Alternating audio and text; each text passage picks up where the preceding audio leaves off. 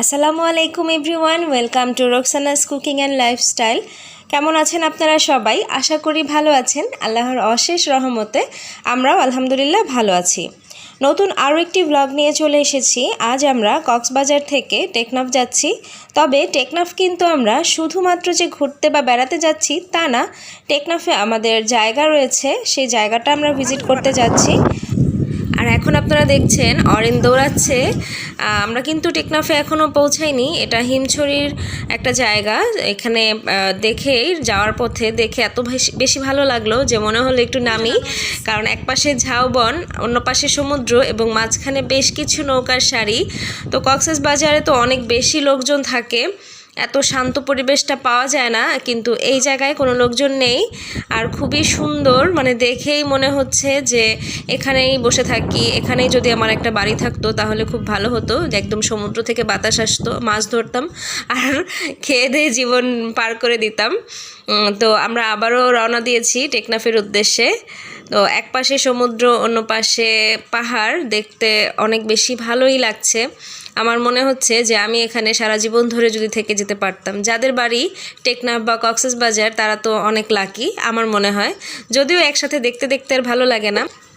তো আমরা প্রায় কাছাকাছি চলে এসেছি। আর আপনাদেরকে যে বলেছিলাম 15 লক্ষ টাকার বেগুন এবং মরিচ, তো সেটা দেখার জন্য আপনাদেরকে ওয়েট করতে হবে আমাদের জায়গায় যাওয়ার জন্য। আপনারা আমাদের সাথেই থাকুন।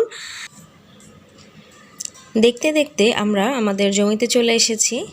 এই জমিটা পুরোটাই আমাদের। পাশে যে হাঁটা পথ দেখতে পাচ্ছেন, এই হাঁটা পথটাও আমাদের। এখানে আমাদের খুব একটা আসা হয় না, খুব একটা বললেও ভুল হবে, একেবারেই আসা হয় না, তেমন খোঁজ খবরও নেওয়া হয় না। তাই এই জায়গার পাশেই যারা থাকে তারাই মোটামুটি এখানে চাষবাস করে এবং দেখাশোনা করে।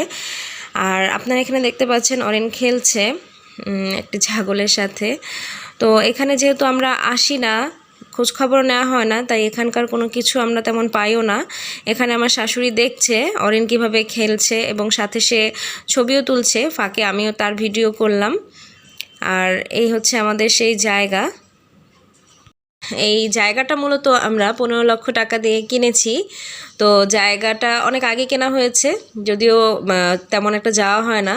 তো এখানে মরিচ এবং বেগুনের চাষ করা হয়েছে। এখান থেকে আমরা কিছু মরিচ এবং বেগুন নিয়ে এসেছি।